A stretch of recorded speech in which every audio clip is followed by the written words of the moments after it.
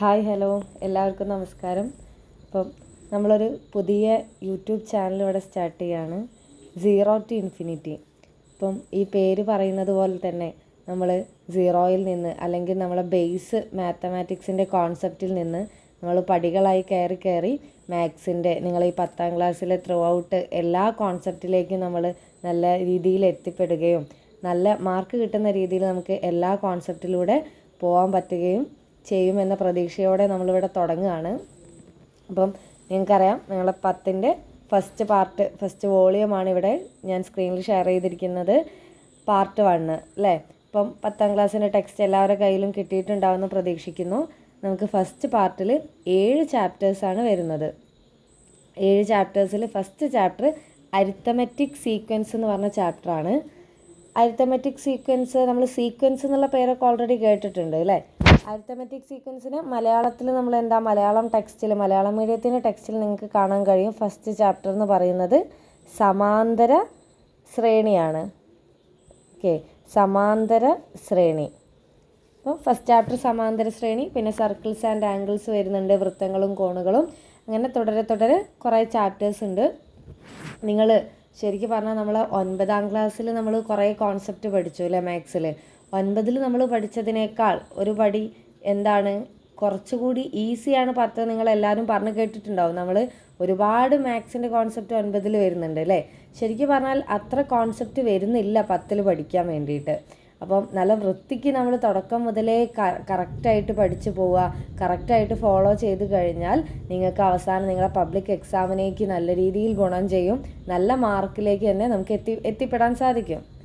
Okay, അപ്പോൾ നമുക്ക് ഓരോ ക്വസ്റ്റ്യൻസ്, ഞാനിവിടെ എല്ലാ എക്സസൈസിലും എല്ലാ ക്വസ്റ്റ്യൻ തന്നെ ഡിസ്കസ് ചെയ്യുന്നതായിരിക്കും.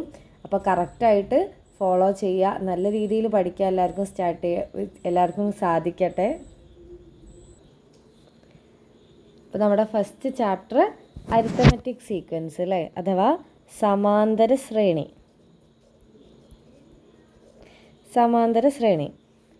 ഓക്കെ അല്ലേ. അപ്പം ഇവിടെ നമ്മൾ ഫസ്റ്റ് തന്നെ നിങ്ങൾ കാണാം നമ്പർ പാറ്റേൺസ് അല്ലേ, സംഖ്യാശ്രേണി എന്ന് പറഞ്ഞിട്ട് കാണാൻ വേണ്ടി സാധിക്കും. അപ്പോൾ എന്താണ് ഒരു സംഖ്യാശ്രേണി, എന്താ പറയുന്നത് നോക്കാം. ഇവിടെ നിങ്ങൾക്ക് കുറച്ച് പാറ്റേൺസ് അതിൽ എഴുതിയിരിക്കുന്നത് കാണാം അല്ലേ. Natural numbers, even numbers, odd numbers, അങ്ങനെ കുറച്ച് നമ്പേഴ്സ് തന്നിട്ടുണ്ട്. നാച്ചുറൽ നമ്പർ എന്ന് പറഞ്ഞാൽ എന്താ? അതെ, നാച്ചുറൽ നമ്പർ എന്ന് പറഞ്ഞാൽ എണ്ണൽ സംഖ്യകളാണ്. എണ്ണൽ സംഖ്യ എന്ന് പറഞ്ഞാൽ എന്താ? നമ്മൾ എണ്ണാൻ വേണ്ടി ഉപയോഗിക്കില്ലേ, 1 2 3 4, അതാണ് എണ്ണൽ സംഖ്യകൾ അല്ലേ, നാച്ചുറൽ നമ്പേഴ്സ്. പിന്നെ ഏതാ പറഞ്ഞത്? Even numbers. ഈവൻ സംഖ്യ എന്ന് പറഞ്ഞാൽ നമുക്കറിയാം, ഈവൻ നമ്പേഴ്സ് ഏതൊക്കെയാ? ഇരട്ട സംഖ്യകളെയാണ് നമ്മൾ എന്തെന്ന് പറയുന്നത്? ഈവൻ നമ്പേഴ്സ് എന്ന് പറയുന്നത്. ഓഡ് നമ്പേഴ്സ് എന്ന് പറയുന്നതോ 1 3 5 എന്ന് പറയുന്നത് ഏതാ? 1 3 5 7 9 അല്ലേ, അങ്ങനെ കണ്ടിന്യൂസ് ആയിട്ട് പോവും. അതാണ് എന്ത്? ഒറ്റ സംഖ്യകൾ. മലയാളത്തിൽ ഒറ്റ സംഖ്യകൾ എന്ന് പറയും അല്ലേ. പിന്നെയോ ഹാഫ്സ് ഓഫ് നാച്ചുറൽ നമ്പേഴ്സ്. എന്താ ഹാഫ്സ് ഓഫ് നാച്ചുറൽ നമ്പർ എന്ന് പറഞ്ഞാൽ എണ്ണൽ സംഖ്യകളുടെ പകുതികൾ അല്ലേ. 1ൻ്റെ പകുതിയല്ലേ അര എന്ന് പറയുന്നത്, അവിടെ കാണാം അല്ലേ. 1ൻ്റെ പകുതിയാണ് അര, 2ൻ്റെ പകുതിയാണ് 1, 3ൻ്റെ പകുതിയാണ് 1.5. അതായത് നമ്മളെ എണ്ണൽ സംഖ്യകളെ പകുതി, അതാണ് ഹാഫ്സ് ഓഫ് നാച്ചുറൽ നമ്പർ. അര, 1, 1.5, 2, 2.5, 3 അങ്ങനെ പോകും അല്ലേ. അതാണ് എന്തെന്ന് പറയുന്നത്?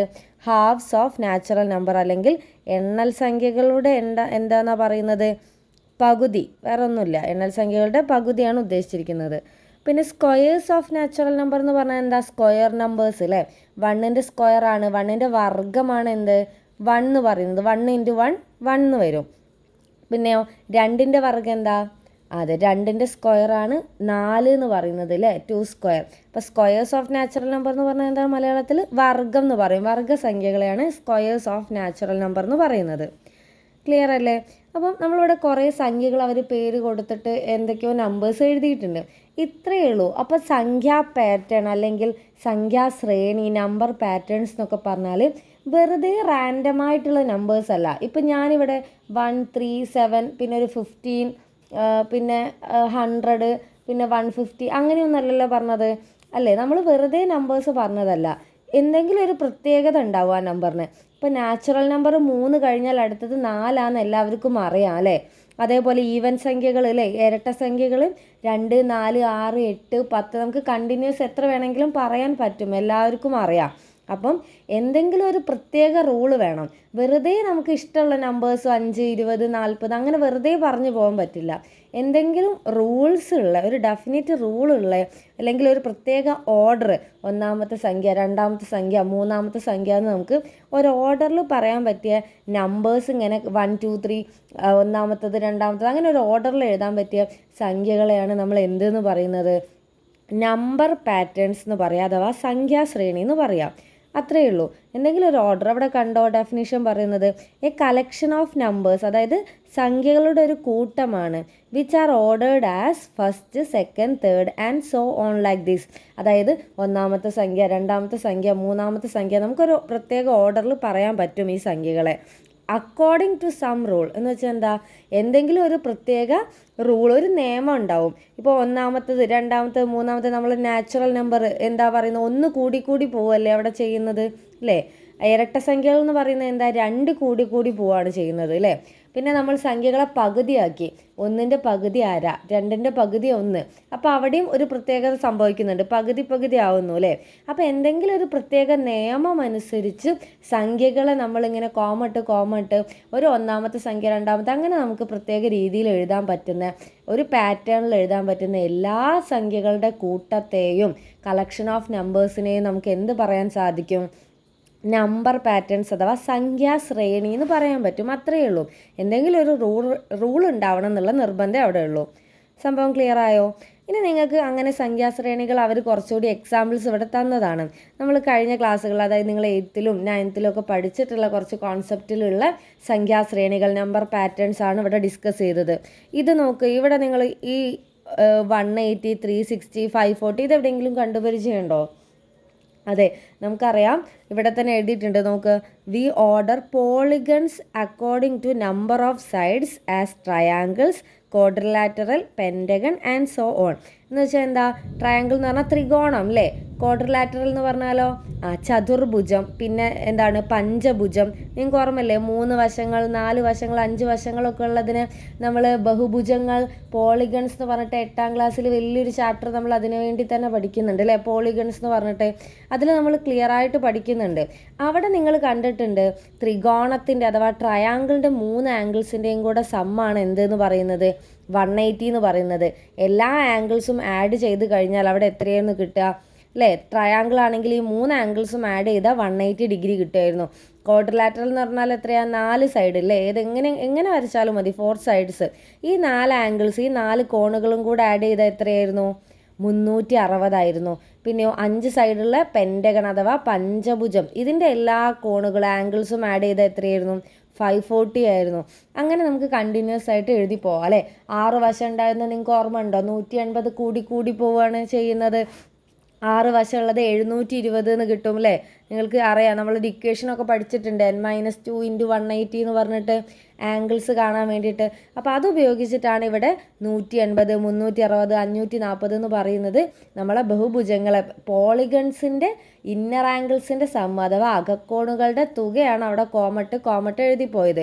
അപ്പോൾ നിങ്ങൾ നോക്ക്, അവിടെ ഒരു പ്രത്യേക നിയമം വന്നില്ലേ? വെറുതെ എഴുതിയ നമ്പേഴ്സ് ആണോ? 180, 360, 540, അടുത്തത് 180 കൂടും. ഇവിടെ നിങ്ങൾക്ക് നോക്കിയാൽ അറിയാം 180നോട് 180 കൂടി അല്ലേ? ഇവിടെ ഒരു 180 കൂടിയത്, ഇവിടേക്ക് വന്നപ്പോൾ പിന്നെ 180 കൂടി. അങ്ങനെ ഒരു പ്രത്യേക ഒരു റൂൾ അവിടെ വരുന്നുണ്ട്, ഒരു നിയമം വരുന്നുണ്ട് അല്ലേ? അങ്ങനെ കോമട്ട് എഴുതാം. അപ്പോൾ അടുത്ത സംഖ്യ എല്ലാവർക്കും പറയാൻ പറ്റും, അതിൻ്റെ അടുത്തത് പറയാൻ പറ്റും. അപ്പോൾ എത്ര വേണമെങ്കിലും നിങ്ങൾക്ക് അങ്ങനെ എഴുതാൻ പറ്റും. അവിടെ ഒരു പ്രത്യേക നിയമം വന്നു. അപ്പോൾ ഇതിനെ നമുക്ക് എന്തെന്ന് പറയാം? ഒരു സംഖ്യാശ്രേണി അഥവാ നമ്പർ പാറ്റേൺ എന്ന് പറയാം. അതേപോലെ ഇത് നിങ്ങൾ 9th സെക്കൻഡ് ചാപ്റ്ററിൽ പഠിക്കുന്ന ഒരു കോൺസെപ്റ്റാണ്. എന്താണ്? അതായത് ഇതെന്ത് ട്രയാങ്കിളാണ്? റൈറ്റ് ആംഗിൾഡ് ട്രയാങ്കിൾ അല്ലേ? അഥവാ മട്ടത്രികോണമാണ്. മട്ടത്രികോണത്തിൻ്റെ ഒരു സൈഡ് 1 മീറ്റർ, മറ്റേ സൈഡും അല്ലേ? നിങ്ങൾക്ക് ഓർമ്മയുണ്ട്, ബേസ് നമ്മൾ ഹൈറ്റ് എന്നൊക്കെ പറഞ്ഞ് പഠിച്ചിട്ടില്ലേ? പാദം, ലംബം, അതിൽ കർണം കാണാനുള്ള പൈതഗോറസ് തിയറൊക്കെ പഠിച്ചത് ഓർമ്മ ഉണ്ടോ? പൈതഗോറസ് തിയറം എങ്ങനെയായിരുന്നു? പൈതഗോറസ് തിയറം നമ്മൾ പറയാറുള്ളത് ഏറ്റവും ഇമ്പോർട്ടൻ്റ് ആയിട്ടുള്ളൊരു തിയറാണ് അല്ലേ നമ്മൾ പഠിച്ചതിൽ. എങ്ങനെയാണ് പൈതഗോറസ് തിയറം പറയാം? അതെ, പാദം സ്ക്വയർ പ്ലസ് ലംബം സ്ക്വയർ സമം എന്തായിരുന്നു? കർണം സ്ക്വയർ അഥവാ എന്താണ്? ബേസ് അല്ലേ? പാദം എന്ന് പറഞ്ഞാൽ base square plus height square സമം എന്ത് വരും? Hypotenuse square. ഓർമ്മയില്ലേ? അത്രയും ഇമ്പോർട്ടൻ്റ് ആയിട്ട് നമ്മൾ പറയുന്നൊരു തിയറമാണ്. അപ്പോൾ ആ തിയറം ഉപയോഗിച്ചിട്ട് നമുക്കിവിടെ ഇവിടെ 1 വരും അല്ലേ? ബേസിൻ്റെ ഇവിടെ ഇത് 1 അല്ലേ? അപ്പോൾ ഇത് 1 സ്ക്വയർ പ്ലസ് ഹൈറ്റും 1, ഇവിടെയും 1 അല്ലേ വരുന്നത്? അപ്പോൾ ഹൈറ്റും 1, അപ്പോൾ 1 സ്ക്വയർ പ്ലസ് 1 സ്ക്വയർ എന്ന് പറയുന്നത് 1 + 1 2 എന്ന് കിട്ടും അല്ലേ? അതായത് ഈ ലെങ്ത്ത് നമുക്ക് ഇതിൻ്റെ ലെങ്ത്ത് ആണോ 2 എന്ന് പറയുന്നത്? അല്ല, ഇതെന്ന് പറയുന്നത് ഹൈപ്പോട്ന്യൂസ് ആണ്, അഥവാ കർണമാണ് അല്ലേ? ഈ കർണത്തിൻ്റെ അല്ലെങ്കിൽ ഹൈപ്പോട്ന്യൂസിൻ്റെ സ്ക്വയർ ആണ് 2 എന്ന് പറയുന്നത്. നമുക്കറിയാം കർണം സ്ക്വയർ സമം എന്നല്ലേ. അപ്പോൾ സ്ക്വയർ ഒഴിവാക്കാൻ വേണ്ടി നമ്മൾ എന്തെടുക്കും? റൂട്ട് എടുക്കുന്നു. അപ്പോൾ നമ്മൾ 2ന് റൂട്ട് എടുക്കുമ്പോൾ എന്തെന്ന് കിട്ടും? അതെ, ഇവിടെ √2 എന്ന് കിട്ടും അല്ലേ? ഇവിടുത്തെ വാല്യൂ പൈതഗോറസ് തിയറം അപ്ലൈ ചെയ്താൽ നിങ്ങൾക്ക് കറക്റ്റ് കിട്ടും. സ്ക്വയർ ഒഴിവാകുമ്പോൾ നമ്മൾ റൂട്ട് എടുക്കും. അപ്പോൾ ഇത് √2. അതേപോലെ ഇവിടെ നിങ്ങൾ ഈ സൈഡ് കണ്ടുപിടിക്കുന്ന സമയത്ത് പൈതഗോറസ് തിയറം വെച്ച് ചെയ്യുന്ന സമയത്ത് ഈ ലെങ്ത്ത് √3 കിട്ടും. പിന്നെ ഇങ്ങോട്ട് പോകുമ്പോൾ 2 കിട്ടും. കൺഫ്യൂഷൻ ഉള്ളവരൊന്ന് ചെയ്ത് നോക്കുക. ഈ സൈഡും വെച്ചിട്ട് ഇവിടെ ഇതും വെച്ചിട്ട് ഈ സൈഡ് എത്രയാണ് നമുക്ക് ഓൾറെഡി കിട്ടി? √3 ആണ് അല്ലേ? ഇവിടെ 1 ആണ്. അപ്പോൾ ഇവിടുത്തെ പൈതഗോറസ് തിയറം അപ്ലൈ ചെയ്താൽ നിങ്ങൾക്ക് ഈ ഹൈപ്പോട്ന്യൂസ് അഥവാ കർണത്തിൻ്റെ ലെങ്ത്ത് 2 എന്ന് കിട്ടും. അങ്ങനെ ഇവിടെ നിങ്ങൾ നോക്കുക എന്താ സംഭവിക്കുന്നത്?